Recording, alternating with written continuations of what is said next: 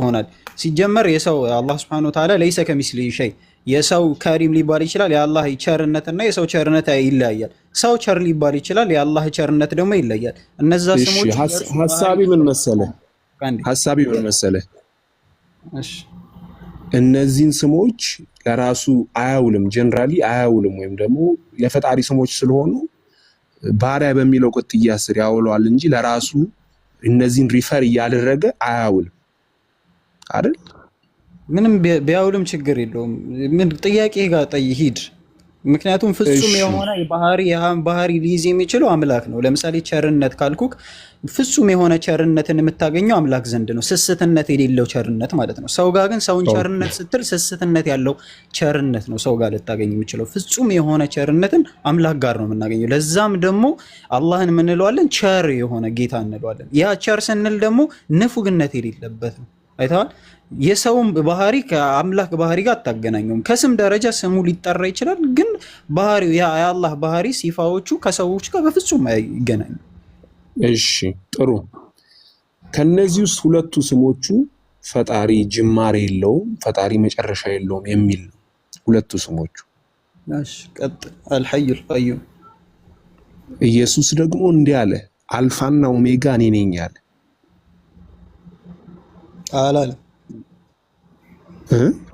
አላለም። አልፋና ኦሜጋ እኔ ነኝ ብሏል ዮሐንስ ራእይ ላይ። ዮሐንስ ራእይ ምዕራፍ 1 ቁጥር 8 ላይ ነው። አዎ ከዛም ሌላም ሲጀመር ቅድምም እንደነገርኩ ጅማሬ ሲባል ጅማርነቱ ላይ ጉድለት ካለበት ከአምላክ ሙሉ ጅማሬ ፍጹም የሆነ ጅማሬ ጋር ልናገናኘው አንችልም። ጅማሬ የሚባለውን ነገር ራሱ ፈጽሞ ለአምላክም ራሱ ልንሰጠው አንችልም። አይተዋል። ግን ፍጹም የሆነ ቅድም ምን ብዬህ ነበረ? የሰው ልጅን ባህሪ ሰው ቸር ብለህ ከአምላክን ቸር ሲባል በቃ ይሄም ቸር ተብሏል፣ ያም ቸር ተብሏል፣ ስለዚህ አምላክ ነው የሚል ኮንክሉዥን ጋር ልትደርስ አትችልም። አላህ Subhanahu Wa Ta'ala ጥንት ዘላለም የነበረ ነው፣ ኋላ ዘላለምም ቀሪ ነው ሲባልና እንዲሆነ ሰው ደግሞ ጥንት ዘላለም ነበረ እና እንዲሁም ደግሞ መጨረሻ ዘላለም የሚቆያል ሲባል ምን ማለት ነው? አሁን ለምሳሌ ልል እችላለሁ ጥንት ዘላለም ነበረ ልል እችላለሁ። ከዛ ጥንት ኋላ ዘላለም ደግሞ ቀሪ ነው ብዬ ብል የሰውና የፍጡሩና የአካል ፍጡር መሆኑን ካሳየው ኦልሬዲ በቃ ከአምላክ ጋር ልታነጻጽረው አትችልም። ጅማሪ እንዳለው ካሳየው ከአምላክ ጥንት ዘላለም ጅማሪ ከሌለው አምላክ ጋር ልታነጻጽረው አትችልም። ኢየሱስ ለምሳሌ ለጅማሮ ለልጅነቱ ጅማሮ አለ። ኢቭን እንደ ስላሴ ያስተምሩ ፕሪ-ኤግዚስተንስ አድርገው ማለት ነው። በጣም ጥሩ። ኢየሱስ ግን አየህ ይህንን ካነሳ አይቀር ለአምላክነቱ ሌላ የሚደግፍ ምንድነው ካልከኝ ኢየሱስ መርየም ጋር አልጀመረም። ኢየሱስ ዮሐንስ 8:58 እንደዛ ብትል እንኳን ጅማሬ ያለው በጣም ከአብርሃም በፊት እኔ ያለው አለ አይደል ኢየሱስ። ዮሐንስ ወንጌል ምዕራፍ 8 ቁጥር 58 ላይ አይደል? አዎ። እና ይሄ ደግሞ 33 ዓመት ሁሉንም እየነካ ማለፍ ሳይሆን አንድ ባንድ ልንያቸው። ኦኬ ትርጓሜው ምን ይመስላል? እነዛን አንድ ባንድ ማየት ይቻላል። ምንድነው ያደረ ግን ይሄ እዚሁ ሳንገባ የአልፋና ኦሜጋውን እንዲታዋለ ዮሐንስ ራእይ ምዕራፍ 1 ቁጥር 8 ላይ አልፋና ኦሜጋ የሚለው አብን ነው እንጂ ኢየሱስን አይደለም። እርግጠኛ ነህ? በርግጥ በረም ዮሐንስ ታስረዳኝ ይችላል። ሌላም ቦታ ላይ ስለሚል ነው እዛው መጽሐፍ ላይ ሌላም ቦታ ላይ ስለሚል ያሉትን ዮሐንስ ራእይ ምዕራፍ 17 ላይ ዮሐንስ ራእይ ምዕራፍ 21 ላይ የተጠቀሱት አልፋና ኦሜጋ የሚለው ማንን ነው የሚለው ማየት እንችላለን። ግን ዮሐንስ ራእይ ምዕራፍ 1 ቁጥር 8 ላይ ያለው በቀላሉ ያው እንደ ስልክ እየተጠቀምኩ ስለሆነ ባይል ብክፈት ዮሐንስ ራእይን ስትመለከተው ዮሐንስ ራእይ ምዕራፍ 1 ቁጥር 1 ላይ ወይ ኡስታዝ ትቀጥላለህ? ምናልባት ዮሐንስ ራእይ ምዕራፍ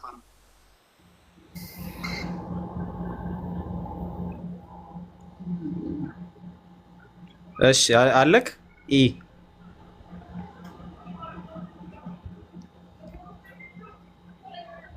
ያለክ ማኖርን አረጋግጥልኝ አለው። እሺ ዮሐንስ ራእይ ምዕራፍ 1 ቁጥር 1 ላይ ገና ሲጀምር ቶሎ ይሆን ዘንድ የሚገባው ነገር ለባሪያው ያሳይ ዘንድ እግዚአብሔር ለኢየሱስ ክርስቶስ ይሰጠው ይላል አይደል? ማን የሰጠው?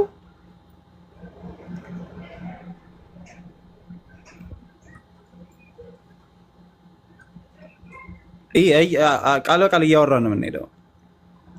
ፖዝ ዳቱን እየሰማሁ ነው። እኔ አነብልሃለሁ። በቃ አትውጣ። እሺ። ቶሎ ይሆን ዘንድ የሚገባው ነገር ለባሪያው ያሳይ ዘንድ እግዚአብሔር ለኢየሱስ ክርስቶስ የሰጠው ይላል። ማን የሰጠው? እግዚአብሔር ለኢየሱስ ክርስቶስ የሰጠው፣ አብ ለወልድ የሰጠው ማለት ነው። እግዚአብሔር የተባለው ማን ነው? አብ። ኢየሱስ ደግሞ ኢየሱስ ነው፣ ወልድ ክርስቶስ ነው። ከሰጠውም በእርሱ የተገለጠው ይህ ነው። ኢየሱስን በመልአኩ ልኮ ለባሪያው ለዮሐንስ አመላከተ ይላል። ዮሐንስ ደግሞ ለእርሱም ለእግዚአብሔር ቃልና ለኢየሱስ ክርስቶስ ምስክር ላየ ሁሉ መሰከረ ይላል። ለማንና ለማን መሰከረ? ለኢየሱስ የገለጠለት ራእይ የገለጠለት ለእግዚአብሔርና ስለ ኢየሱስ ምስክር መግለጥ ጀመረ። አሁን እዚህ መጽሐፍ ላይ ስትመለከተው ስለ እግዚአብሔርና ስለ ኢየሱስ ክርስቶስ ምስክር እየሰጠ የሚሄድ መጽሐፍ ነው። ስለዚህ እንደዚህ ይላል ቀጥሎ፣ ዘመኑ ቀርቧል፣ የሚያነበው የትንቢቱን ቃል የሚሰማውና በውስጡ የተጻፈውን የሚጠብቅ ብፁዓን ናቸው ይላል። ከዛ ይቀጥልና 4 ላይ ዮሐንስ በእስያ ላሉት ለሰባቱ ቤተ ክርስቲያናት ካለውና ከነበረው ከሚመጣው ይላል። አንድ አይተዋል። ስርዓተ ነጥቡ ለሰባቱ ቤተ ክርስቲያናት ካለና ከነበረው ከሚመጣው በዙፋናት ፊት ካሉት ከሰባቱ መናፍስት 2 ከታመነው ምስክር ከሙታን በኩር ከምድር ነገስታት ገዢ ከሆነው ከኢየሱስ ክርስቶስ ጸጋና ሰላም ለእናንተ ይሁን ይላል። ከኢየሱስ ክርስቶስ ይላል። አሁን እዚህ ጋር ጥያቄው ምን እንደሆነ ታውቃለህ? 3 ነገራቶችን እዚህ ጋር ተጠቅሷል አይደለ? 4 ላይ ዮሐንስ በእስያ ላሉት ለሰባቱ አብያተ ክርስቲያናት አለ። ከዛ ይቀጥልና ምን ይላል? መንግስቱ ለአምላኩና ለአባቱም ይላል። ማን? ይኸው እዚህ ጋር ትመለከተዋለህ። መንግስቱም ለአምላኩና ለአባቱ። የማን አምላክ? የክርስቶስ አምላካችን የማለቴ የጌታ ኢየሱስ አምላክና አባት ይላል። የክርስቶስ አምላክ ማን ነው? እዚህ ጋር አይደለ? መጀመሪያ የመለስከው ነው ትክክል። መንግስቱም ለአምላኩና ለአባቱ። የማን አምላክ? የክርስቶስ በሰውነቱ አምላክ ነበር። ይህ እዚህ ጋር ሰውነት ስላለው አይደለም፣ ራእይ ላይ ነው እየተጠቀሰ ያለው። በሰውነቱ ጊዜ ስለነበረው ታሪክ ሳይሆን የሚናገረው በራእይ ላይ አሁን ላይም ሆነ ለዘላለም ነው አምላኩ የሚሆነው አይደለ? ሰውነቱ ለዘላለም አይጠፋም ሲጀምር። አዎ ሊቀ ካህን ነው እኮ አሁን ማለት በሊቀ ካህንነቱ አምላክ አለው። ሰውነቱ ለዘላለም አይጠፋም ብላችሁ ነው የምታምኑት። ኢየሱስ እግዚአብሔር አብ ደግሞ ለኢየሱስ ለዘላለም አምላኩ ነው ይቀጥላል አይደለም? ስጋው አይጠፋም ከዚህ በኋላ ይጠፋል። እኛ ምናምን ኖ አሁን አደ ሞመንት በፍጹም ሰው ፍጹም አምላክ እንደሆነ ስጋውን ያጠዋል። ከዚህ በኋላ የትንሣኤን ስጋ ይዞ ነው አይደል የተነሳው? ከዚህ በኋላ ስጋውን ያጠዋል። አዎ ከዚህ በኋላ ስጋውን ያጠዋል። በፍጹም ሰው በፍጹም አምላክነት እንዳለ እናምናለን። እሱን አውቃለሁ። ከዚህ በኋላ ግን ፍጹም አምላክ ብቻ ሆኖ የሚቀጥልበት ጊዜ አለ። ነገሮች ሲጠቃለሉ እንደዛ አይነት ስቴጅ ሊኖር እንደሚችል አምናለሁ። ኬት ነው ያመጣው? ትንሣኤን ስጋ የለበሰ ዳግም ስጋውን ያጣል። ሞት አለ። ትንሣኤ ከለበሰ በኋላ ትንሣኤን አድርጎ ተነስቷል፣ የትንሣኤን ስጋ ይዞ ተነስቷል ካልክ በኋላ ዳግም ሞት አለ። ዳግም ስጋ ይሞታል የትንሣኤ ስጋ ከለበሰ ለዘላለም። እሺ በአንተ ሄድኩኝ አይደለም። ከዛ ውጭ በአባቱና በልጁ መካከል ያለ ሮል ነው። በቃ ይሄ ነው። አምላክ አለው ልጅየው፣ አባቱ አምላኩ ነው። አባትየው ግን ልጅየው አምላኩ አይደለም። በጣም የሚገርመው ልክ አይደለም። ምንድን ነው ሩል ብለህ እኮ ህግ ብለህ ያስቀመጥከው እኮ አንተ ጋር አንተ ህጉ ምንድን ነው? በአንተና በአምላክ ያለው ህግ ምንድን ነው? አንተ ባሪያ ነህ። አንተ ባሪያ ስትሆን አምላክህ ደግሞ ለአንተ ጌታ ነው። ኢየሱስም በተመሳሳይ እርሱ ለአምላክ ባሪያ ነው። በተመሳሳይ ደግሞ ያ አምላኩ ደግሞ ለእርሱ ጌታው ነው፣ አምላኩም ነው። ይኸው እዚህ ጋር ግን አንድ ናቸው። እኔና አብ አንድ ነን ብሏል። እሱ ጋር እንሄዳለን። ዮሐንስ ወንጌል ምዕራፍ 10 ቁጥር 30 ላይ ቅድም ምን እያልክ ነበር መሰለህ? ኢየሱስ አምላክ ጥቅሱ የቱ ጋር እንዳለ ራሱ ልንነግርህ እንችላለን። አሁን ግን ወደዛ ወደ ሁለት ላይ ምን ብሎ ነበር? ስለ ኢየሱስም ያወራል ስለ አብም ይመሰክራል እያለን ነው የመጣው። ስለዚህ እየተናገረ ሲመጣ ስለ ኢየሱስም በመሃል ይናገራል፣ ስለ እግዚአብሔርም ስለ አብም በመሃል ይናገራል። ስለዚህ አሁን 7 ላይ ተመልከተው። 7 ላይ ምን ይላል? እነሆ ከዳመና ጋር ይመጣል፣ ዓይን ሁሉ የወጉትን ያዩታል፣ የምድር ወገኖች ሁሉ ስለ እርሱ ዋይ ዋይ ይላሉ። አሁን አሜን ይልና 4 ነጥብ ይደመድባል። ይሄ እዚህ ጋር ስለ ኢየሱስ ሲያወራ ማለት ነው። መጀመሪያ ስለ አብ አውርቶ ስለዛ ስለ ኢየሱስ ያወራና 5 ላይ ስለ ኢየሱስ ያወራል። ከዛ አሁን ስለ ኢየሱስ ያወራል። ከዛ ቀጠለና ስለ ኢየሱስ ስለ አብ ሲያወራ ግን ምን ይላል? ያለውና የነበረው የሚመጣውም ይላል። አይቷል ያለና የነበረው የሚመጣውም ይላል። 4 ላይ የተጠቀሰው ያለና የነበረው የሚመጣው ወንድም አብ ያረ ኢየሱስ ነው ይመጣል ብለን ምናምነው እኮ አብ እንደሚመጣ አታውቅም ነው ምናምነው። ኢየሱስ እንደሚመጣ ቁርአኑ እንኳን ይላል እኮ አይደል? በቱሳሜክሰውም ይላል እኮ ያለውና የነበረው የሚመጣው ይፈርዳል፣ ለፍርድ ይመጣል ይላል መጽሐፍ ቅዱስ ላይ። ለዘመናት እሱን ደግሞ ማን ፍርድ በሚመጣበት ጊዜ ይላል ይመጣል። አብ እንደሚመጣ መጽሐፍ ቅዱስ ይናገራል። አው ግን መጽሐፍ ቅዱስ ለፍርድ የሚመጣው ክርስቶስ እንደሆነ ዮሐንስ ራእይ በአጠቃላይ አውዱን ስታየው ለፍርድ የሚመጣው ክርስቶስ እንደሆነ ይናገራል። ኢየሱስ ሲጀመር በመጽሐፍ ቅዱስ ላይ ስትመለከተው መስካሪ ነው እንጂ ራሱ ፈራጅ አይደለም። አሁን እሱ ሌላ ፖይንት ነው። ዳንኤል ምዕራፍ 7 ቁጥር 9 ላይ ስትመለከተው ዙፋኖችም እስኪዘረጉ ድረስ አየው ይላል። በዘመናትም የመሸመገለው ተቀመጠ አለ። ያው እዚሁ ራእይ ላይ ማለት ነው። ቆይ አንዴ ፒኬ ከጨረስክ አንድ ሀሳብ አለኝ እዛ ላይ ቀጥል ሀይቪ። እስቲ ቆይ አንድ ነገር ብቻ አጭር ነገር ልጠይቀው። ሰላም ነህ? እሺ ቆይ አንዴ እዚህ ራእይ ላይ ማለት ነው ዮሐንስ ራእይ ምዕራፍ 21 ቁጥር 22 ላይ ሁሉንም የሚገዛ ጌታ አምላክ እና በጉ ይላል መቅደሷ ናቸውና መቅደስ በእርሷ ዘንድ አላየሁም ይላል። ሁሉንም የሚገዛ ጌታ አምላክ ተብሎ የተጠቀሰው ማን ነው? በዚህ ኮንቴክስት አብ አዎ እና በጉ ይላል። ይሄ ራእይ ነው። ራእይ ላይ እስኪ ከእግዚአብሔር አብ ውጭ ጌታ አምላክ ተብሎ ወይም ደግሞ ሁሉንም የሚገዛ ጌታ አምላክ ወይም ያለና የነበረ ባጭሩ ይሄ ማስክ እያፈለኝ ነው። ቆይ እንዴና ሁሉንም የሚገዛ ጌታ አምላክ ተብሎ ኢየሱስ ክርስቶስ የተገለጠበት ቦታ አለ ወይም ጌታ አምላክ ተብሎ የተገለጸበት ሙሉ ባይብል ሉቃስንም ካየኸው ጌታ አምላክም የአባቱን የዳዊትን ዙፋን ይሰጠዋል በእስራኤልም ቤትም ላይ ለዘላለሙ ይነግሳል ነው የሚል። ጌታ አምላክ ብሎ የሚገልጸው በአጠቃላይ እግዚአብሔር አብን ነው የሚያመለክተው።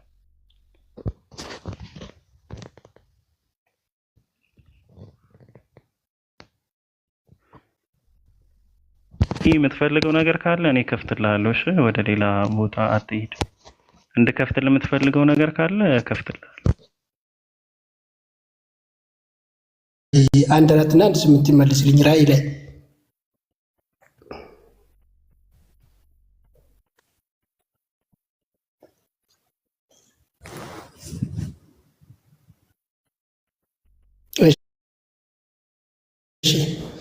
እስፒዞ ቅድም የሆነ ነገር ብሎ ነበር። ሰውዬው አላጤንም ይመስለኛል።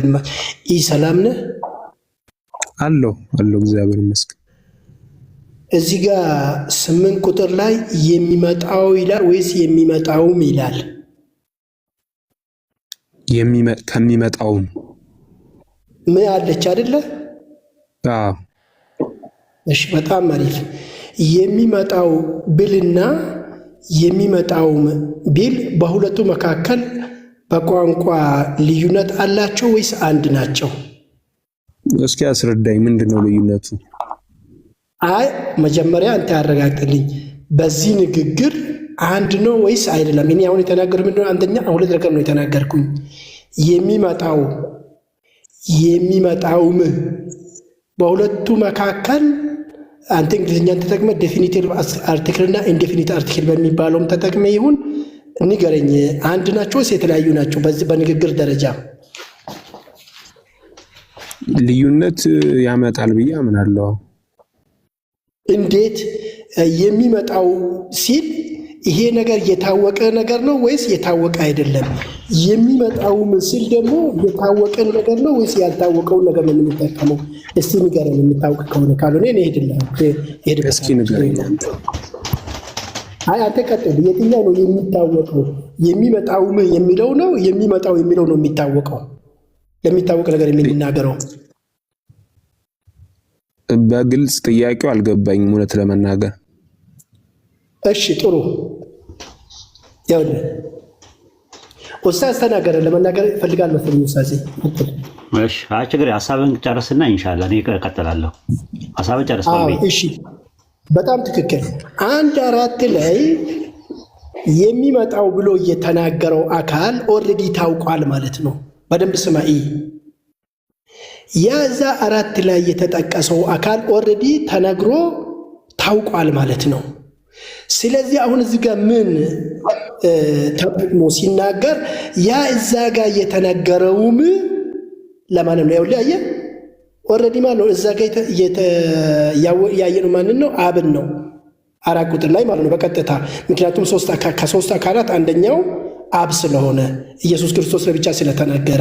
ስለዚህ ምንድነው እዛ ጋር ኦልሬዲ ያ የታወቀው አካል የሚመጣውም እቺ ምን ስትጠቀም ምንድነው ሙሉ ሐሳብ አብ መሆኑን ያስረግጥልሃል ያሳውቅልሃል ማለት ነው። ከላይ ደግሞ የሚመጣው የተባለው አብ እንደሚመጣ ለምን እንደሚመጣ ሌላ ነገር ሆኖ እንደሚመጣ ራሱ ምንድነው ታውቋል ማለት ነው። እዚህ ጋር 8 ላይ ምንድነው ስለ ኢየሱስ ተናግሮ ከጨረሰ በኋላ የሚመጣውም የተባለውም ብሎ አልፋና ኦሜጋ እኔ ነኝ ይላል አብ ነው ማለት ነው። ኡስታዝ ቀጥል። አፍወን እሺ ቆይ አንዴ ይሄንን ልጨርስና እንትን ልብትላላችሁ። ምን መሰለ ይሄን እንኳን አብ ነው ብዬ ብል እንደው ብቀበል እንኳን በደንብ ስሙኝ። እዚህ ጋር ዝቅ ብሎ ኢየሱስን እንዳይ 15 ጀምሮ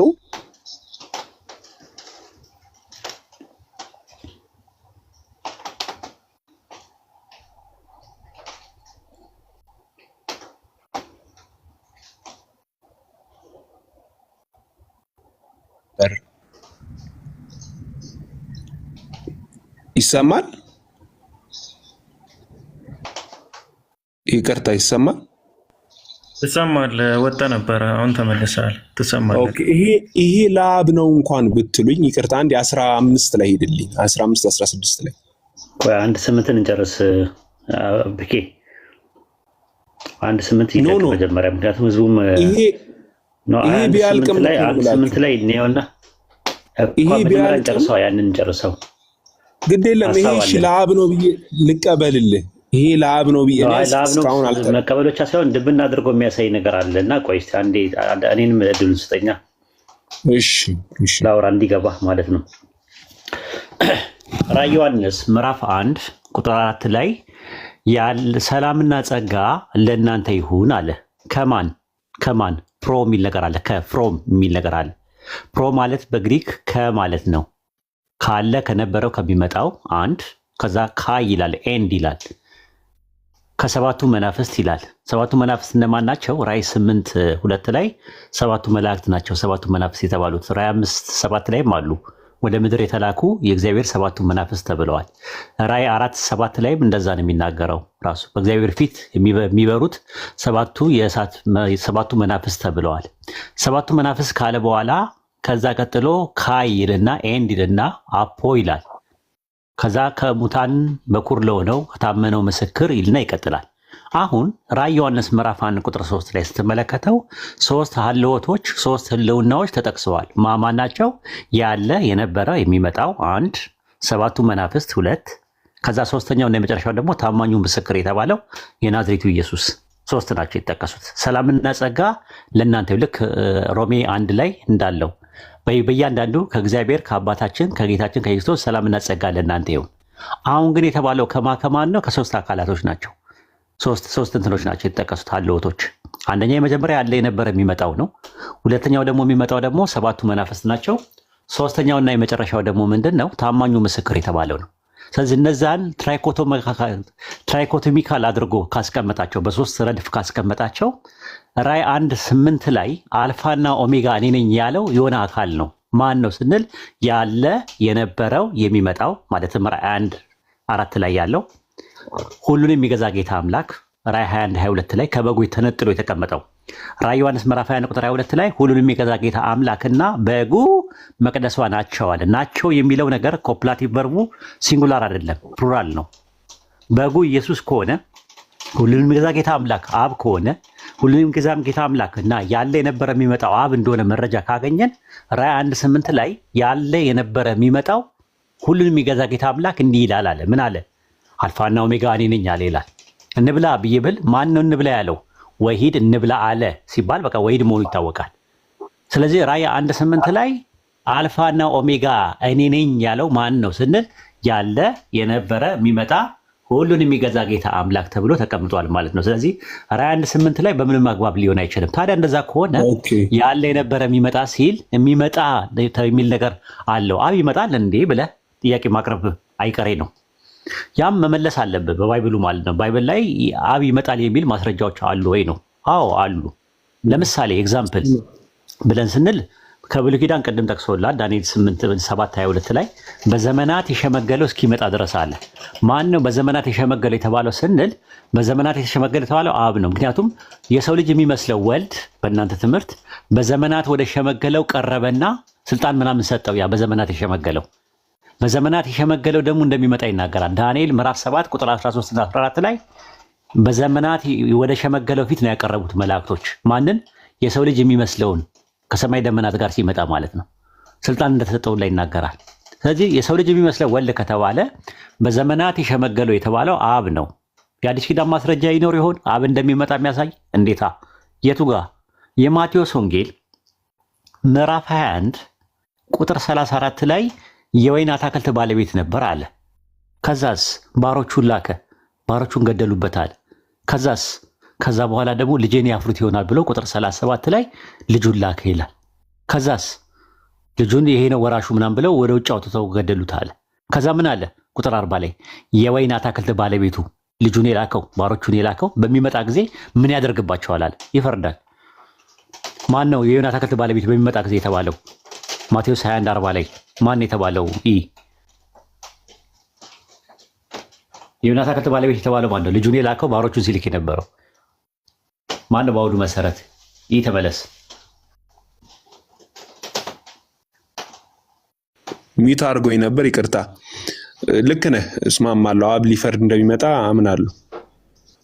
በቃ ስለዚህ ራዕይ ዮሐንስ 1:4 ላይ ያለ የነበረ የሚመጣው የተባለው አብ ነው። ሌላ አንድ ጥቅስ ልጨምርልና ወደ አንተ ሀሳብ እንሄዳለን።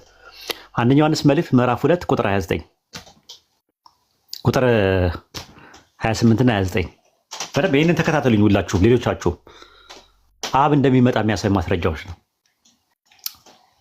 አንደኛ ዮሐንስ መልእክት ምዕራፍ 2 ቁጥር 28 እና 27 እና 28 ነው አይደል? እና 28 እና 29 ነው መጨረሻው። አሁን ግን ልጆቹ ያለ በሚገለጥበት ጊዜ እምነት እንዲሆንልን በመምጣቱ በእርሱ ፊት እንዳናፈር በእርሱ ኑሩ ይላል። በመምጣቱ ልብ አድርግ፣ በመምጣቱ ይላል። ከዛ በኋላ ጻድቅ እንደሆነ ካመናችሁ ጽድቅን የሚያደርግ ሁሉ ከእርሱ እንደተወለደ እናውቃለን አለ። ከማን የሚወለደው? ከማን የሚወለደው? ያ ከሚመጣው ነው የተወለደው። የክርስቶስ በባይብል ውስጥ ወንድሞች እንጂ ልጆች አይደለንም። እንደ ባይብሉ ትምህርት ክርስቶስ ወንድሞች ነው ብሎ የሚለው ወንድሞቹ ነው የሚለው። ከዛ አንደኛ ዮሐንስ መልእክት 3:1 ላይ ግባ። አንደኛ ዮሐንስ መልእክት ምዕራፍ 3 ቁጥር 1 እዛው ላይ 3:1 ላይ የእግዚአብሔር ልጆች ተብለን ልንጠራ አብ እንዴት ያለውን ክብር እንደሰጠን እዩ አለ። እንዲሁም ነን። ስለዚህ ምክንያት ዓለም እርሱን ስላላወቀ እኛንም አያውቀንም፣ አብን ማለት ነው። ወዳጆች ሆይ አሁን የእግዚአብሔር ልጆች ነን። ምን እንደሚሆን ገና አልተገለጠም። ዳሩ ግን ቢገለጥ እርሱን እንዳለ እናየዋለን፣ እርሱን እንድንመስል እናውቃለን አለ። ማንን? ስለ አብ ነው የሚያወራው።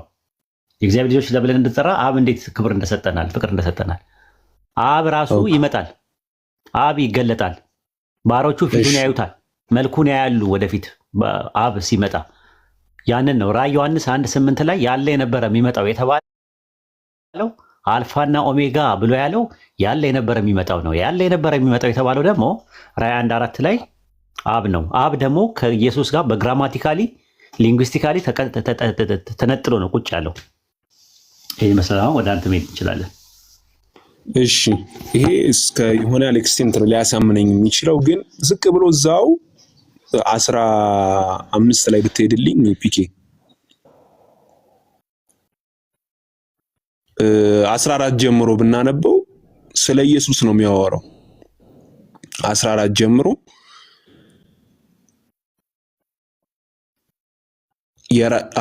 ራሱና የራሱም ጠጉር እንደ ነጭ የበግ ጠጉር እንደ በረዶም ነጭ ነበሩ። አይኖቹም እንደ እሳት ነበልባል ነበሩ። እግሮቹም በእቶን የነጠረ የጋል ነሐስ የመሰሉ ነበሩ። ድምፁም እንደ ብዙ ውኃዎች ድምፅ ነበር። በቀኝ እጁም 7 ከዋክብት ነበሩት። ከአፉም ከሁለት ወገን የተሳለ ስለታም ሰይፍ ይወጣ ነበር። ፊቱም በኃይል እንደሚያበራ እንደ ፀሐይ ነበር። ባየሁትም ጊዜ እንደ ሞተ ሰው ሆኜ ከእግሩ በታች ወደቅኩ። ቀኝ እጁንም ጫነብኝ፣ አትፍራ፣ ፊተኛውና መጨረሻው ሕያው እኔ ነኝ። ሞቼ ነበርሁ፣ እነሆ ከዘላለም እስከ ዘላለም ድረስ ሕያው ነኝ። ስለዚህ የሚያወራው ስለ ኢየሱስ ነው። ሞቷል ብለን የምናምነው በሰውነት ሞቷል ብለን የምናምነው ከዛም ተነስቷል ብለን የምናምነው ኢየሱስ ነውና እነዚህን የፈጣሪን ስሞች ፊተኛውና መጨረሻው የሚለውን ለራሱ ሲያወል እናያለን። ስለዚህ አምላክነቱን እየተናገረ ነው ብዬ ነው አርጊውመንቴ። ቆንጆ ነገር ነው ያቀረብከው። ራዕይ 1 የሚገርም ነገር ከ11 ጀምሮ ስለ ኢየሱስ ነው የሚያወራው። ግን የሚገርም 11 ላይ ራሱ ግሪከኛው ላይ የሌለ እንግሊዝኛው ላይ ሁሉ አልፋና ኦሜጋ የሚለው ጨምረዋል። ሲጨንቃቸው የሆነ ሰዓት ላይ ኪንግደም ቨርሽን ባይብል ላይ ብትመለከተው 11 ላይ አልፋና ኦሜጋ የሚለውን ጨምረውታል። ኖርማሊ ማለት ነው። ማለት ምንድነው? ሲያጡ ነው፣ ክርክር ላይ ሲያጡ የሆነ ሰዓት ላይ በ16 11 ላይ ጨምረውት ነበረ አልፋና ኦሜጋ ብለው ማለት ነው። እኔ እንድታውቀው ነው። እንደዛ ከሆነ ራዕይ 1 17 ላይ ነው ጥያቄ ያለው። ራዕይ 1 17 ላይ ያለው ፊተኛና ኋለኛ እኔ ነኝ እንዳለ ተገልጿል። አዎ እንዲህ ማለት አትፍራ፣ ፊተኛውና ኋለኛው እኔ ነኝ፣ ሕያውም ነኝ ሞቼም ነበርኩኝ ይላል። ስለዚህ አሁን ፊተኛና ኋለኛ መባል አምላክነትን አያሳይም። አልፋና ኦሜጋ ማለትና ፊተኛና ኋለኛ ማለት በይዘትም ሆነ በአይነት በመንስኤም ሆነ በውጤት ሁለት የተለያዩ ለየቅል የሆኑ ነገሮች ናቸው። ለምን? ራዕይ 2:8 ላይ ሞቶ የነበረው ሕያውም የሆነው ፊተኛና ኋለኛ ይላል። ማንን ነው የሚያመለክተው? ኢየሱስን ነው የሚያመለክተው። ሞቶ ሕያው መሆኑ ይቅርና መሞትና ከሞት በኋላ ጋር ተያይዞ አልፋና ኦሜጋ ከሚለው ጋር ምንም አይገናኝም። ለምን? ኢየሱስ ፊተኛ ነው፣ የሙታን ፊተኛ ነው። ፕሮቶስ የሚለው ቃል የሚጠቀመው ፊተኛ ማለት ነው። ፊተኛ የሚለው ቃል ቆላሲስ 1:18 ላይ ታገኘዋለህ። አውጣለት አንዴ። ኢየሱስ ፊተኛ ነው። አዎ። የምን? የሙታን ፊተኛ ነው። ናይዘር ቢጊኒንግ ኖር ኤንድ ማለት ነው? አይደለም። አልፋና ኦሜጋ ነው ማለት ነው? አይደለም። መጀመሪያና መጨረሻ የሌለው ማለት ነው? አይደለም።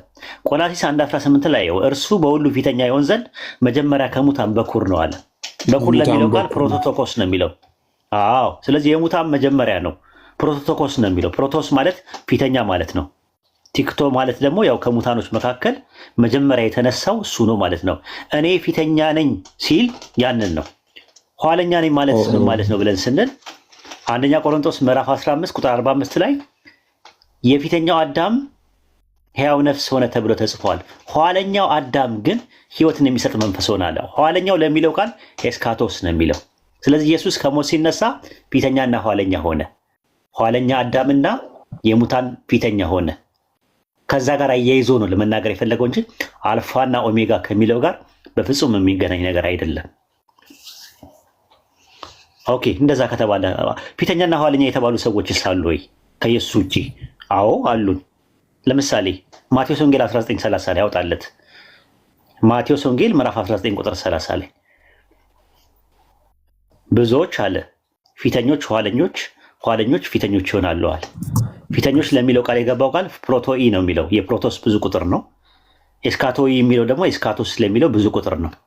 ስለዚህ አንድ ሰው ፊተኛም ኋለኛም ይሆናሉ። ፊተኞች ኋለኞች ይሆናሉ፣ ኋለኞች ፊተኞች ይሆናሉ አለ። ፊተኛ የነበረው ኋለኛ መሆን ከቻለ አልፋና ኦሜጋ ማለት ነው እንዴ? አይደለም። ስለ አልፋና ኦሜጋ እየተናገረ አይደለም። ፊተኛ ፕሮቶኮስና ስካቶስ የሚለው ቃል ለፍጡራን ይውላል። ይሄው ማቴዎስ 19:30 ላይ።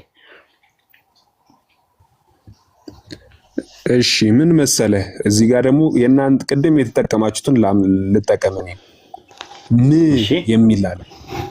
ሲንጉላር ነው አይደል? ፊተኛው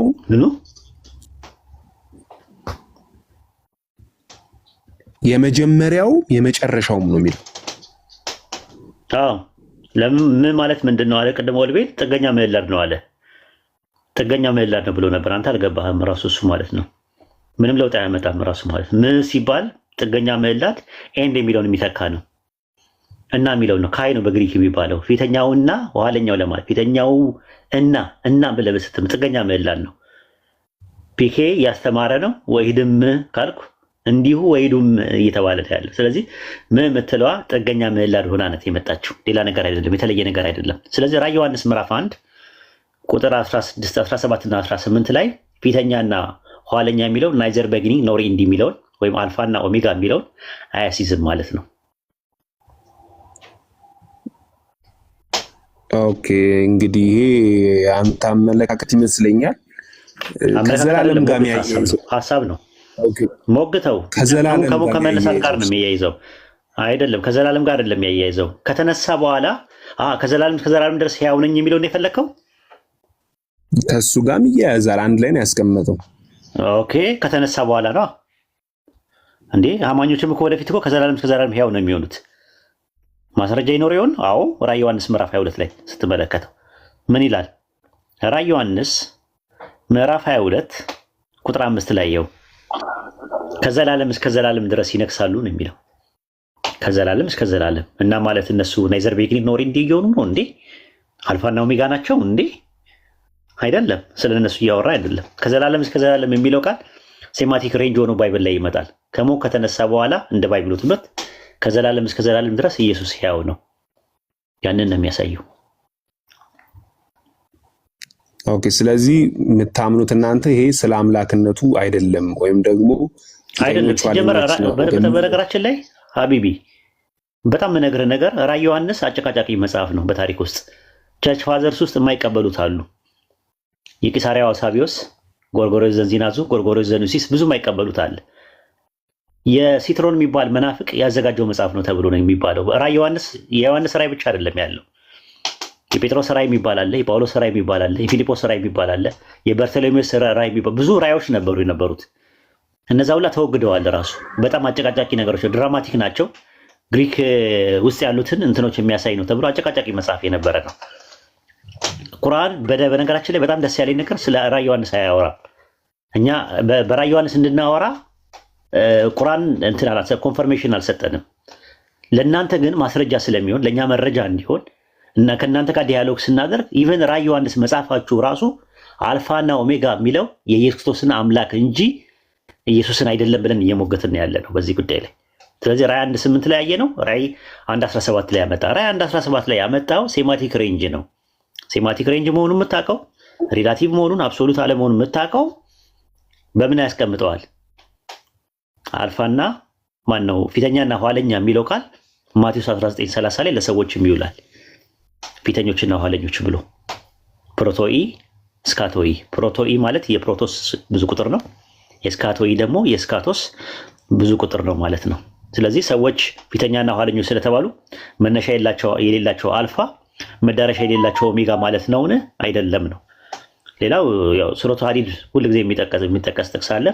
ሱረቱ ሐዲድ ምዕራፍ 57 ቁጥር 3 ላይ አለ አወል ወልአኺር የሚል ቃል አለ። እሱን ያመጡና ሰዎች አይ አልፋና ኦሜጋ የሚለው ጋር ወይም ደግሞ ከኢየሱስ ጋር የሚያያዝ ነው ፊተኛና ኋለኛ የሚላል። እዚህ ጋር የሚናገረው እርሱ ፊትም ያለ ኋላም ቀሪ ግልጽም ስውርም ነው ብሎ ነው የሚያስቀምጠው። አለ አወል ወልአኺር። በባይብል አለ አወልና አለ አኺር የተባሉ ሊኖሩ ይሆን? አሉ የተባሉ ሰዎች። ሱረቱ ማይዳ ምዕራፍ 5 ቁጥር 114 ላይ ሐዋርያት ኢየሱስ ምን አለ? ጌታችን አላህ ሆይ ለመጀመሪያዎቻችንና ለመጨረሻዎቻችን በዓል መደሰቻ የምትሆን ከአንተ ታምር የሆነ ማዕድ ከሰማይ ለኛ አውርድልናል ይላል። እዚህ አንቀጽ ላይ ምንድነው የሚጠቀመው? አወልና አኺር። አወል አያችሁት? አወል የሚል ቃል ነው የሚጠቀመው። አወል እና አኺር። ስለዚህ ማለት ሐዋርያቶቹ አልፋና ኦሜጋ ናቸው ማለት ነው እንዴ? መነሻና መዳረሻ የላቸው ማለት ነው እንዴ? አይደለም። እንደዛ እያለ አይደለም። ሴማቲክ ሬንጅ ነው። በአንጻራዊ ነገር የመጣ ነው። አላህ ሰሚ ተብሏል፣ አሰሚ ተብሏል፣ አልበሲር ተብሏል፣ ራሱ ሰሚም ተመልካችም ተብሏል። ሰውም ተብሏል እንደዛው ነው። ግን ያላ መስማትና ማየት ከሰው መስማትና ማየት ጋር አንድ አድርገን አንመለከተውም፣ አንጨፈልቀውም። ልክ በተመሳሳይም አላህ አላ አወል ነው አላ አኺር ነው ሲባል ናይዘር ቢጊኒንግ ኖር ኢንድ ማለት ነው። የሐዋርያቶቹ ግን መጀመሪያና መጨረሻ ወይም ደግሞ አላ አወልና አኺር የተባሉበት ሪላቲቭ ነው፣ አንጻራዊ ነው። ከዛ አንጻር ነው ምናልባት እያያያዙ አንዳንድ ጊዜ እንደዚህ ያመጡታል እንትሎች ማለት ነው። ቅድም ገና ስታወራ የኢየሱስ ባህሪ የአላህ ባህሪያት የአላህ ስሞች ስትል ገና የማይመች ቦታ ሆኜ ከስር ስጽፍ ነበረ። አሁን የሚያወራው የአላህ ባህሪያት ሲል ገና ስትል ከመጽሐፍ ቅዱሱ ጋር ይያያዛል ስትል ከራይ ጋር ገና ስትል አላ አወል ሊል ነው አልኩኝ ራሱ ማለት ነው። ለምንድን ነው ያልኩት?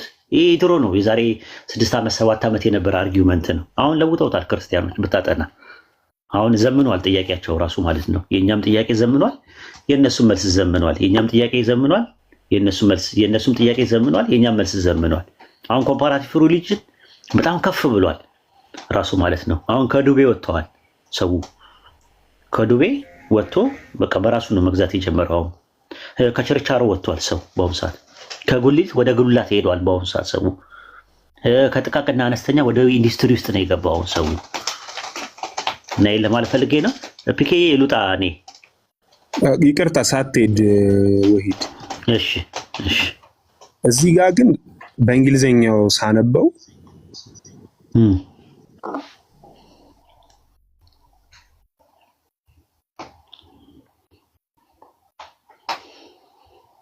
እዚህ ጋር ብዙዎች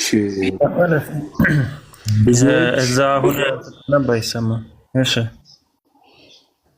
ኦኬ። ፊተኛና ኋለኛ የሚለውን ከወንጌላት ላይ ከተጠቀሰው ፊተኞችና ኋለኞች ወይ ደግሞ ስለ ብዙ ሰዎች ስለሚያወራው ነው ብለህ ነበርና እዚህ ጋር ግን በፈርስት ኤንድ ላስት ነው የሚለው። አንድ ስለ አንድ ሰው ነው የሚያወራው። ይሄ ስለ አሁን ያነበብነው ጥቅስ ላይ ዮሐንስ ራእይ 1 ላይ 17 እኮ 17 ላይ ስለ ኢየሱስ ነው የሚያወራው። ማቴዎስ 14 ግን ስለማን ነው የሚያወራው? ስለ ብዙ ሰዎች ነው። እና እዚህ ጋር ብቸኛ አንድና ብዙ ሰዎች ነው አይ ብዙዎች ፊተኞች ኋለኞች ይሆናሉ የተባሉት ማን ናቸው? ፊተኞችም ኋለኞችም ይሆናሉ የተባሉት እነማን ናቸው? እዚህ ጋር ግን የሚያወራው ፖይንቴ በደንብ ይስሙኝ አቶ ውድ አይ ዘፈረስት ይኸውልህ አይገባኝ። ዘፈረስት እና ዘላስት የተባሉት እነማን ናቸው? ሰዎች ናቸው ወይስ ጤንዛ ናቸው? ድመት ነው? ውሻ ነው? አይጥ ነው? መልአክ ነው ወይስ አምላክ ነው? እዚህ ጋር የተባለው ማቴዎስ 19:30 ላይ ሰዎች ናቸው። ስለዚህ ከሰዎች መካከል አንድ ሰው እስቲ ኤግዛምፕል ውሰድና የአንድ ሰው ምንድነው ፊተኛና ኋለኛ መሆን ይችላል? በዚህ ጥቅስ መሰረት ሁለቱንም መሆን አይችልም። እንደ ጥቅሱ እኮ ነው በጥቅሱ መሰረት ነው ያልኩ። ጥቅሱ ይላል ሁለቱንም መሆን እንደሚችል ፊተኞች ኋለኞች ፊተኞች ይሆናሉ ነው የሚለው እኮ። ያው ሁለቱንም ሳይሆን ፊተኛ የነበሩ ይቀያየራሉ ነው ሐሳቡ። ይቀያየራሉ ግን በአንድ ወቅት ግን ፊተኛም ኋለኛም ሆነዋል። ያ ስለዚህ በጣም አመሰግናለሁ። ስለዚህ ፊተኛና ኋለኛ የሚለው ቃል ሴማቲክ ሬንጅ ሆኖ ይመጣል፣ አንጻራዊ ሆኖ ይመጣል። ግን እዚህ ጋር ፖይንቴን ሚስ እያደረኩት ነው። አላደረኩትም፣ በፍጹም አላደረኩትም። እዚህ ጋር the first and the last ነው የሚለው። ስለ አንድ ሰው ነው የሚያወራው። የሆነ the first and the last እንግሊዝኛው ፈርስት እና ላስት አይልም። እዚህ ጋርስ the first እና the last አይልም እኮ። እነዚህ ብዙ ናቸው። እዛ ጋር ግን ስለ አንድ እኮ ብዙ the first ምን ችግር አለው ታዲያ እንደዛ ቢሆኑ? አሁን ለምሳሌ አንድ ኤግዛምፕል ልስጥህ። እንትን ላይ ዮሐንስ ወንጌል ምዕራፍ 10 ቁጥር 35 ላይ እኔ አማልክት ናችሁ ሁላችሁም አማልክት ናችሁ አልኩ ተብሎ ተጽፏል አለ። የእግዚአብሔር ቃል የመጣላቸው አማልክት ተብለዋል። አማልክት የተባሉት እነማን ናቸው? ነቢያት ናቸው አይደለ? የእግዚአብሔር ቃል የመጣላቸው እሺ ተብለዋል። አማልክት አይደል? አማልክት ተብለዋል። አዎ አማልክት የተባሉት ነቢያቶች ናቸው አይደል? የእግዚአብሔር ቃል የመጣላቸው አዎ እሺ ጥሩ። ስለዚህ አማልክት የአምላክ ብዙ ቁጥር ነው ወይስ አይደለም? የአምላክ ብዙ ቁጥር ነው። ኦኬ ጥሩ። ሙሴ ደግሞ ዘጸአት 7:1 ላይ አምላክ ተብሏል አይደል? ስለዚህ ነቢያቱ አማልክት መባላቸው ሙሴ ለብቻው አምላክ መባሉ ስፔሻል ያደርገዋል? በዚህ ኬዝ አያደርገውም። በቃ እንደዛ ማለት ነው። ራዕይ 1:17 ኢየሱስ ፊተኛና ኋለኛ መባሉ፣ በጥቅል ደግሞ ሰዎች ደግሞ ማቴዎስ ወንጌል ምዕራፍ 19 ቁጥር 30 ላይ ፊተኛና ኋለኞች መባላቸው ምንም የሚለየው ነገር የለም። ቃሉ አንድ አይነት ነው አፕላይድ የሚሆነው። አንደኛ ሁለተኛ ነገር ደግሞ መያዝ ያለብህ አንደኛ ነገር ሁለተኛ ነገር ደግሞ ምንድነው ፊተኛ የሚለው ፕሮቶስ የሚለው ቃል የምን ፊተኛ የሚለውን ነገር ይፈታልናል ባይብሉ ራሱ። ራዕይ ዮሐንስ ምዕራፍ 1 ቁጥር 18 ላይ ያለውን የሚፈታልን ማን ነው? ቆላሲስ ምዕራፍ 1 ቁጥር 18 ላይ ያለው ነው። እርሱ በሁሉ ፊተኛ ይሆን ዘንድ መጀመሪያ የሙታን ምንድነው ፊተኛ ነው ተብሏል። ፕሮቶስ የሚለው ፊተኛው ቃል እዚህ ጋር ውሏል። ስለዚህ ኢየሱስ ከሞት በሚነሳበት ሰዓት ላይ የሙታን ፊተኛ ነው። ከዛስ ኋለኛው ነው ወይ ሲባል አዎ ከሞት ሲነሳ አንደኛ ጴጥሮስ 3:18 ላይ በስጋ ሞተ በመንፈስ ግን ሕያው ሆነ አለ። ስለዚህ ሁለተኛው አዳም ሕይወትን የሚሰጥ ምን ሆነ? መንፈስ ሆነ አለ። አንደኛ ቆሮንቶስ 15:45 ላይ ኋለኛ አዳም የሆነውና ፊተኛው አዳም ኋለኛው አዳም ኢየሱስ የሆነውና የሙታን ፊተኛ የሆነው ፊተኛም ኋለኛም የሆነው ከሞት ከተነሳ በኋላ አድርጎ ነው ባይብሉ የሚያስቀምጠው። ለምን? ራዕይ ዮሐንስ 2:8 ላይ ታገኘዋለህ። ሞቶ የነበረውና ሕያው የሆነው ፊተኛና ኋለኛ እንዲህ ይላል። ራዕይ 2:8 ላይ ሞቶ የነበረውና ሕያው የሆነው ፊተኛና ኋለኛ ያያያዘው ከሞት ከመነሳት ጋር ነው እንጂ ከጥንት ጀምሮ ከፍጥረት በፊት መኖሩንና ፍጥረተ ዓለም እንደማሳልፈው ከመኖር ጋር አይደለም ያያያዘው። ይሄ ነው ራሱ ማለት ነውና አይበቃኝም፣ አትለቀኝም፣ አልሄድም። ኦኬ እዚህ ጋር እንደው የቅድሙን ለማንሳት ያህል ፈርስት ኤንድ ላስት ነው የሚለው። እዚህ ጋር ስለ አንድ ፊተኛና ስለ አንድ ኋለኛ ነው የሚያወራው። ትክክል። ቅድም የሰጠው ላይ ዘጸአት 7:1 ላይም አምላክ የሚለው ጋድ የሚለው ስለ አንድ ሰው ነው የሚያወራው። ስለማን ነው የሚያወራው? ስለማን ነው የሚያወራው? ኦኬ ስለ ሙሴ ነው የሚያወራው። ከዛ ደግሞ ዮሐንስ ወንጌል 10:35 ላይ ደግሞ አማልክት የሚለው ደግሞ የሚሰራው ደግሞ ለብዙዎች ነው የሚሰራው።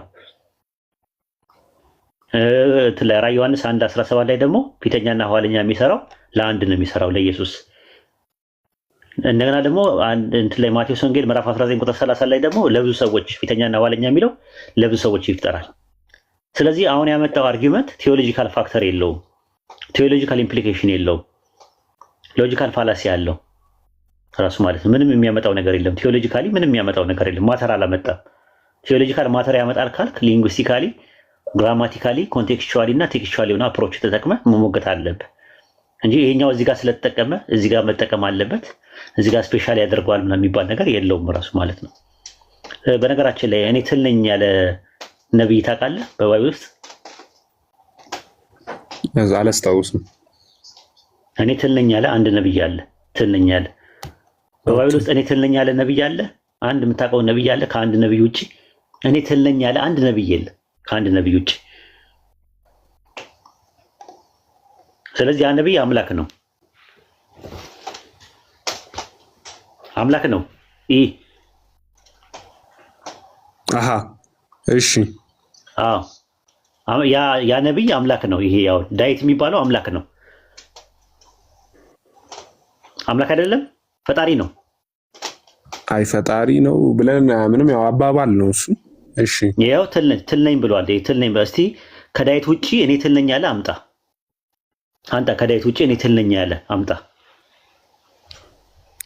ኦኬ አለ ብዬ አልገምትም። እሺ በቃ ከሌለ ፈጣሪ ነው ዳዊት ስፔሻል ነው። ይኸው እኔ ትል ነኝ ብሏል። እኔ ትል ነኝ ያለ ከዳዊት ውጪ የለም።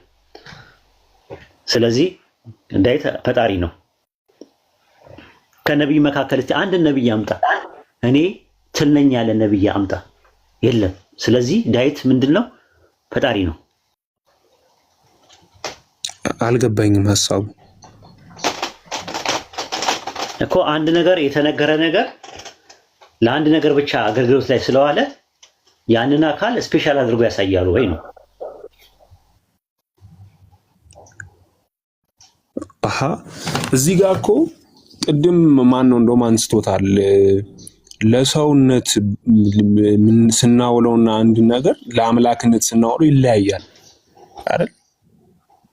ምን ለምሳሌ ኤግዛምፕል አምጣልኝ።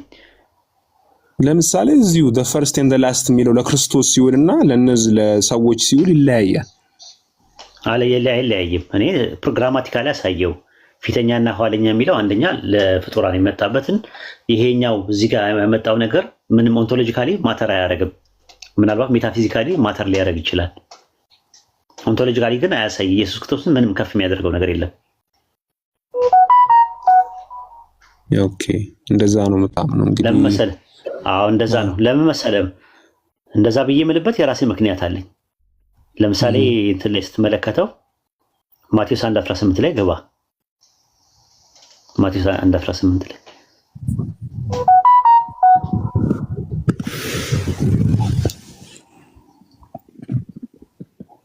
ይታያል።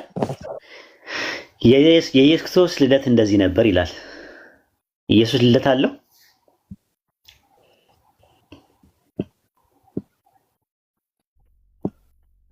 ልደት አለው?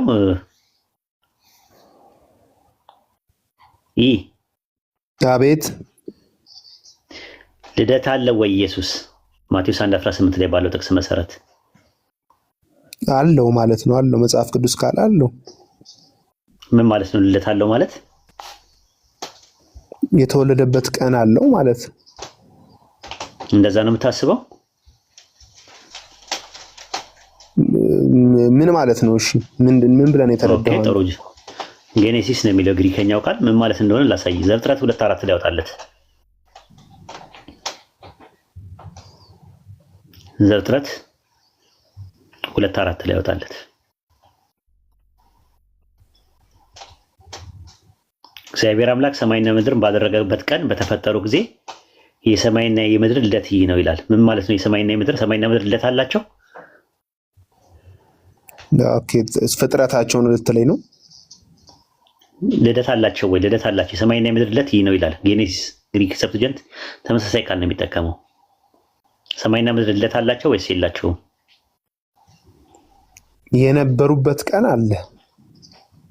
ልደት አላቸው ወይስ የላቸውም ነው ያልኩ በጥቅሱ መሰረት። ኦኬ ልደት አላቸው በጥቅሱ መሰረት። ስለዚህ ልደት ማለት ጅማሮ ነው፣ መነሻ ነው። ልደት ማለት አሁን እንደዛ ነው። ኦኬ ማቴዎስ 1:18 ላይ የኢየሱስ ልደት እንዲህ ነበር ሲል መነሻ ጅማሮ ነው አይደለም? የሰውነቱ ጅማሮ ሊሆን ይችላል። የሰውነቱ የጀመረበት የሰውነቱ የምኑ ተወሱ ነው እንመጣበታለን። ግን ጅማሮ አለው በሰውነት ችግር የለውም። ከአብርሃም በፊት አለው አለ። ጅማሮ አለው። ቆይ እሱን እንመጣበታለን። ከጅማሮ በፊት አለው አለ። ቆይ ኧረ ችግር የለውም። ማቴዎስ 1:18 ላይ መሰረት ልደት አለው ሲባል ጅማሮ መኖሩን ትቀበላለህ? ለሰውነቱ ኦፍ ኮርስ በሰውነቱ ላይ ሁለት የሚጋጩ ነገር ነው። ሁለት የሚጋጩ ነገሮች ናቸው። አምላክና ሰው የሚጋጩ ነገሮች። ለሰውነቱ ካልክ ሰው በመሆኑ ጅማሮ አለው። ሰውነቱ ምድር ላይ ሰውነቱ አይልም እኮ ሰውነቱ አይልም። ጥቅሱ የኢየሱስ ክርስቶስ ልደት መጀመሪያ እንዲህ ነበር ነው የሚለው። የኢየሱስ ልደት የሰውነቱ አይልም። ስለ መሲሁ ነው የሚያወራው አይደል? አይልማ እንደዛ። የኢየሱስ ልደት እንዲህ ነበር ነው የሚለው። ክራይስት ማለት መሲሁ ማለት አይልማ። ሰውነቱ አይልማ። እዚህ ጋር ሰውነቱ አይደለም የኢየሱስ ልደት ነው የሚለው እኮ። ክርስቶስ ካልክ እኮ መሲህ ነው የምታወራው። ክርስቶስ ማለት የተቀባ ነው። ክርስቶስ ማለት የተቀባ ማለት ነው አይደለ እኮ?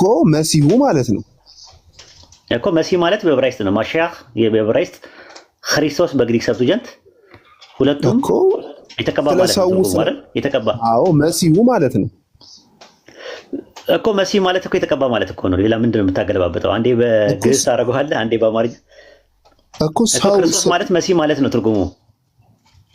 ስለሱ በሰውነቱ ስለነበረው ስለመሲሁ ልክ ነህ። ሰውነቱ አይልም። የኢየሱስ ልደት መጀመሪያ እንደዚህ ነው ይላል። የኢየሱስ ልደት አለ ወይስ የለውም? ጅማሮ አለው ወይስ የለውም? በሰውነቱ አለው። ይኸውልህ በአምላክነቱና በመሲህነቱ ልደት አለው። እኔ ስለ ሰውነቱ አልጠየቅኩም። በጥቅሱ መሰረት ኢየሱስ ክርስቶስ ልደት አለ ወይስ የለውም? ጥቅሱ ስለማን ነው የሚያወራው? ስለምንነቱ ነው የሚያወራው? ኢየሱስ ክርስቶስ ስለ ኢየሱስ ነው የሚያወራው። ስለ ኢየሱስ ክርስቶስ ኢየሱስ ክርስቶስ ኢየሱስ ክርስቶስ ደግሞ ክራይስት የመሲህነቱ ስም ነው ያነሳውልህ። ሰውነቱን ስለሚያመለክት ነው። ምኑን ያመለክታል አይደለም ጥያቄ። የክርስቶስ ልደት አለ ወይስ የለውም ነው ጥያቄው። አለው። እሺ የሆነ ነገር ስለከተይ ነው ግን እየፈታው ነው። ሉቃስ 3:18 ሉቃስ 3:23 ላይ ደግሞ ኢየሱስ ማስተማር ሲጀምር እድሜው ስንት ዓመቱ ነበር ይላል? እሺ 30 ይላል። ተቆጥሯል አይደል? እድሜው ስንት ነው? 30 ዓመት ነበር። እሺ 30 ዓመቱ ነው። ስለዚህ ጅማሮ አለው ማለት ነው፣ መነሻ አለው ማለት ነው። ተመልከት፣ አልፋና ኦሜጋ የሚለው ለኢየሱስ እንደማይሰራ እያሳየው ነው ያለሁት። ዮሐንስ ወንጌል ምዕራፍ 10 አብርሃም በፊት ነበርኩ ያለውንስ እንዴት ታያይዘዋል? አሳያለሁ እሱንም አስረዳለሁ፣ ችግር የለው። እሺ ዮሐንስ ወንጌል ምዕራፍ 10 ላይ ቁጥር 8 ላይ ነው አየው። ከእኔ በፊት የመጡ ሁሉ ሌቦችና ወንበዴዎች ናቸው አለ። ከማ በፊት? ከክርስቶስ። ከእኔ ነው የሚለው። እኔ የሚለው ነገር ምን እንደሚያመለክተው ማንነትን ነው ወይስ ምንነትን ነው? ከእኔ በፊት ሲል እኔ የሚለው ማንነትን ነው ወይስ ምንነትን ነው? ማንነት። ስለዚህ ከኢየሱስ ማንነት በፊት የሚቀርሙት ሰዎች አሉ። መሲናን ይሉ ነበሩ እኮ። ስለዚህ ምንድነው ማንነቱን የሚቀርሙ አሉ። የኢየሱስ ክርስቶስን አይደንቲቲ የሚቀርሙ ፍጥሮች ነበሩ ነው። በዛ ሰዓት መሲናን ብለው በሰውነት የመጡ አሉ። ገባኝ። በሰውነት የመጡ አሉ። ግን ከኔ በፊት ሲል ያ ማንነት እኔ የሚለው ማንነትን ነው ምንነትን አይደለም ያመለክተዋል። ምንነቱ ጅማሮ አለው ማለት ነው። ምንነቱ ጅማሮ አለው። እንዴት ነው ወደዛ ኮንክሉዥን ሄድከው? አልገባኝም እኮ ጥያቄ ነው የጠየኩህ እኮ። አሁን ከኔ በፊት የመጡ ወንበዴዎች ናቸው የሚለው እኔ የሚለው ማንነትን ነው ምንነትን ታሳቢ ነባቢውን የሚያደርገው? ማንነትን ብዬ መለስኩኝ። ኦኬ፣ ማንነቱ ጅማሮ አለው የለውም? ታዲያ ማንነቱ ጅማሮ ከሌለው ከእኔ በፊት ሲል ከማንነቴ በፊት የመጡ ሲል ከማንነቱ የሚቀድሙት ሰዎች አሉ። በሰውነቱ በአምላክነቱ ከሆነ የለውም። ሰውነት እኮ ምንነት ነው። ሰውነት እኮ ምንነት ነው። እኔ የጠየኩህ ማንነት ነው። ከሱ በፊት በአጭሩ ከሱ በፊት መሲህን ብለው የሚመጡ ነበሩ እኮ። እኔ የሚለው ነው የተፈለኩ የወልድ ፕሮሶፖን የሰው ፕሮሶፖን አለው። እኔ በፕሮቴስታንት ትምህርት ውስጥ ከማርያም የወሰደው ፊዚክስ ነው አይደል? የወሰደው ፊዚክስ ነው ከማርያም የወሰደው አይደል? ኔቸር ነው የወሰደው ከማርያም። ሰው የሆነው ሰውነቱ ኔቸር ነው። ፕሮሶፖኑ ዲቫይን ፐርሰን አይደል እንዴ? ከአብ ቅድመ ዓለም የነበረው ከአብ ጋር የነበረው ፕሮሶፖን አይደል እንዴ? ድንግል ማርያም ማህፀን ውስጥ መጥቶ ከድንግል ማርያም ስጋን የወሰደው እና ሁለት ባህሪ በአንድ አካል ሁለት ባህሪ የምትሉት። እሺ ስለ አያይዝልኝ እኮ እሱን ነው እኮ የምልህ እኮ። ስለዚህ የኢየሱስ ክርስቶስ ፕሮሶፖን አንድ ነው ወይስ ሁለት ነው ማንነቱ? እዛ ጋ ይኸውልህ በሰውነቱ ብቻ ሰው ሆኖ ሰውነቱ ምንነት ነው እኮ አልኩህ እኮ። ስለ ማንነት አይደለም የጠየኩህ። ሰውነቱ ምንነት ነው። ተስማማው ከአንተ ጋር። ማንነቱ ጅማሮ አለ ወይ? በሰውነቱ ምንነት ነው። ሰውነቱ ላይ እንትን የለም። ጥያቄ የለኝም እኮ። ሰውነቱ ከማርያም ነው የጀመረው። አንተም እንደዛ ብለህ እንደምታምን አውቃለሁ። ጥያቄው ግን ሰውነቱ ከማርያም ጀምሯል አልጀመረም ሳይሆን ማንነቱ ጅማሮ አለ ወይስ የለውም? ማንነቱ የምትለኝ አምላክነቱን ከሆነ የለውም አይደለም። አምላክነት ራሱ ምንነት ነው። ማንነት አይደንቲቲ። አብ ወልድ መንፈስ ቅዱስ የሚለያዩት በምንድን ነው? በአምላክነት ነው ወይስ በአካል ነው የሚለያዩት? በማንነት ነው በምንነት ነው የሚለያዩት? በአምላክነት አይለያዩ። ስለዚህ በምንነት አንድ ናቸው። አያውን ያለያያቸው ማንነታቸው ነው። አብ ራሱ የራሱ እኔ የሚለው ነገር አለው። ኦኬ የለውም። ጅማሬ የለውም። እንደዛ ታዲያ ጅማሬ ከሌለው ከእኔ በፊት ለምን አለ? ከእኔ በፊት ለምን አለ ኢየሱስ? እኮ ሪፈር የሚያደርገው ስለ ምንም ኮንቴክስት እኮ ግልጽ ነው። ሌላ ነገር እኔ ነው የሚለው። እኔ የሚለው ማንነትን ነው ታሳቢ። እኔ ስል ማንነትን ነው። እኔ ስል እዛ ጋር ግን ስለምንድን ነው የሚያወራው ነው ጥያቄው እኮ በጣም ግልጽ ነው። ግልጽ ነው። እዛ ጋር ምንም ስለምን እንደሚያወራ ከኔ በፊት የመጡ ሌቦችና ወንበዴዎች ናቸው ማለት ምን ማለት ነው? ኢየሱስ ከመወለዱ በፊት የመጡ ሰዎች አሉ። ቴዎዳስ የሚባል አለ፣ ይሁዳ የሚባል አለ። እኔ መሲነን ብለው የመጡ ሰዎች ብዙ ነበሩ። እነዛ የመጡ ሰዎች ሌቦችና ወንበዴዎች ናቸው እያለ ያለው አይደል እንዴ? አዎ። ከማን በፊት? ከክርስቶስ። እሺ ከማን በፊት? በጥቅሱ መሰረት በጥቅሱ መሰረት ዮሐንስ ወንጌል 10:8 መሰረት ከክርስቶስ። ከማን በፊት? በጥቅሱ መሰረት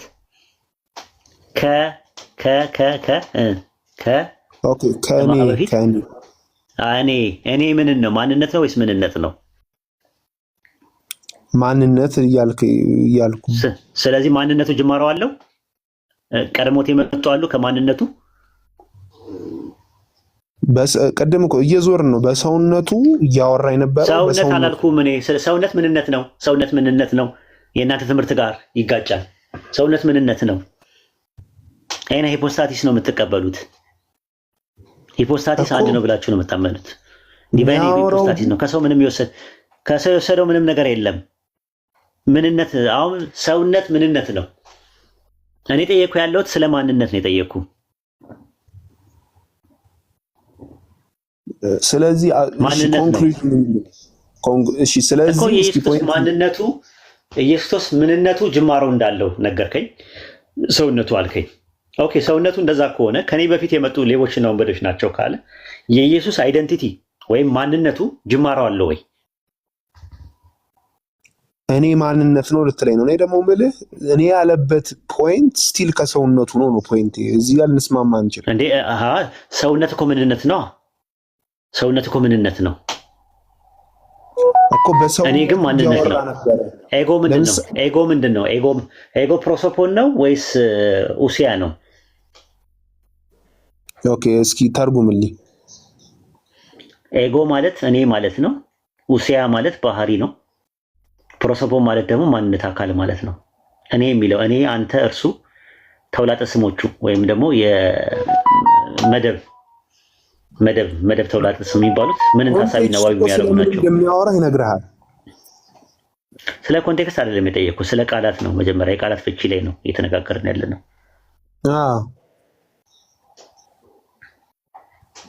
ስለዚህ እኔ የሚለው ነገር ማንነትን ነው ወይስ ምንነትን ነው ታሳቢና ዋቢ የሚያደርገው?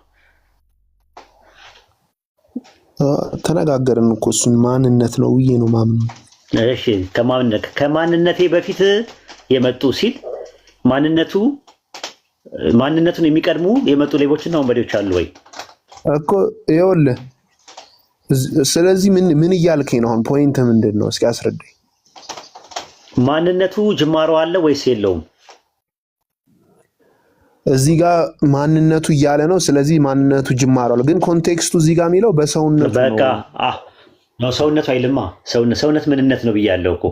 እያወራ ነዋ በሰውነቱ ወዳጄ። እንዴ በሰውነቱ ምን ያወራል? ሰውነት ያወራል እኮ። ዲቫይን ፕሮሶፖን አይደል እንዴ የሚያወራው? እኔ እያለ የሚያወራው ዲቫይን ፕሮሶፖን ነው ወይስ ሂማን ፕሮሶፖን ነው? ይኸውልህ ሰው ሆኖ መጣና በሰውነቱ ያወራቸው ነገሮች አሉ። እሱን ደግሞ ለማስረዳት እኔ የሚለው ሰውነት ምንነት ነው እኮ በሰውነቱ ያወራቸው ነገሮች አሉ። ይሄ አንዱ ነው እያልኩ ነው። በቃሽ። አይ በቃ እንትን አልደጋግምልህ። አይ ቲንክ ለታዳሚውና ለአንተ የአብርሃሙን አስረዳለሁ። ምንም ችግር የለም። አብርሃሙ ጋር ምንድን ነው ጥያቄ ተፈጠረ? ከአብርሃም በፊት እኔ ያለው ይላል ለምሳሌ። አዎ አለ፣ ግን በተስፋ ቃል ነው የነበረው እንጂ በአካል አልነበረም። ለምሳሌ ማለት ኤግዛምፕሎችን እሰጥሃለሁ። ራሱ ኮንቴክስቱን እንየው። ዮሐንስ ወንጌል ምዕራፍ አንተ ልክ እንደ ፈሪሳይ ሆንክብን እኮ። ፈሪሳውያኖችም ልክ እንዳንተ ነው የተረዱት። ኦኬ፣ ስለዚህ ቀስ ብለህ ረጋ ብለን እናያቸዋለን። ዮሐንስ ወንጌል ምዕራፍ 8 አውጣለት። ዮሐንስ ወንጌል ምዕራፍ 8 አውጣለት። ጠይቀውታል እኮ እንደውም ፈሪሳውያን። ቆይ አንዴ ተረጋጋ። ቁጥር 51 ላይ አውጣለት። ይኸውልህ ቁጥር 51 ላይ እውነት እላችኋለሁ ቃሌን የሚሰማ ለዘላለም ሞትን አያይም አለ። ሞትን አያይም ሲል ስለ አካላዊ ሞት ነው ወይስ ስለ ኢተርናል ዴዝ ነው እያወራ ያለው? ኢተርናል። አይሁድ ግን ጋኔን እንዳለበት አሁን አወቀን። አብርሃም እንኳን ሞተ፣ ነቢያቱ ሞታል። እነሱ የተረዱት በምንድን ነው? ምን አልከኝ? ይቅርታ። እሱ ለዘላለም ሞትን አያይም ሲል ሞት ሲል አካላዊ ሞትን ነው ወይስ ሁለተኛ ሞትን ነው የሚያመለክተው። ሁለተኛ ሞትን ነው የሚያመለክተው። አይሁዳኖች በምንድን ነው የተረዱት? እዛ ጋር እሱ ሲያወራ ለዘላለም ሞትን አያይም ሲል ምን አይነት ሞት ነው የተረዱት? አካላዊ ሞት ነው ወይስ ሁለተኛ ሞትን ነው የተረዱት? ኦኬ ጥሩ ቀጥል። ስህተታቸው ልንደግም ነው። በእውነት አንተ ከሞተው ከአባታችን ከአብርሃም ትበልጣለህን? ነቢያትስ ሞቱ፣ ራስን ማን ታደርጋለህ አሉት። ኢየሱስ መለሰ እኔ ባከብር ክብሬ ከንቱ ነው፣ የሚያከብረኝ እናንተ አምላካችን የምትሉት አባቴ ነው። አላወቃችሁትም፣ እኔ ግን አውቀዋለሁ። አላውቅም ብል እንደናንተ ሐሰተኛ በሆንኩኝ፣ ዳሩ ግን አውቀዋለሁ፣ ቃሉን እጠብቃለሁ። አባታችሁ አብርሃም ቀኔን ያይ ዘንድ ሐሴት አደረገ፣ አየም ደስም አለው አለ። አየም አብርሃም አየ ሲል አካላዊ ነው ወይስ አልጎሪካል ነው? ማራዊ ነው ወይስ ፍካራዊ ነው? አይ ፍካራዊ ነው። ኦኬ የተረዱት በቃ እዚህ ጋር ተመልከት። ከዛ በኋላ ምን አላቸው? እውነት እውነት እላቸዋለሁ አብርሃምን አይተሃልን ሲሉት እሱ ምን አላቸው? እውነት እውነት እላቸዋለሁ አብርሃም ሳይወለድ እኔ ያለው አላቸው። አሁን እኔ ያለው የሚለውን ነው የተፈልገው። ከአብርሃም በፊት አለ ምን? አሁን አብርሃምና ልመልስልህ እኮ ነው። እሺ አሁን አብርሃምንና ኢየሱስን የተያዩበትን ነገር ነው ጥቅስ የሚያስፈልገው። ፒኬ ዕብራውያን 11:13 ላይ ያወጣለት አብርሃም እንዴት እንደተያዩ ይነግርሃል። አሁን ከአብርሃም በፊት ማን እንደነበረ ማወቅ ትችላለህ። ኢየሱስ ከአብርሃም ታያለህ። ከዛ በኋላ አንድ ኤግዛምፕል እንሰጥሃለን።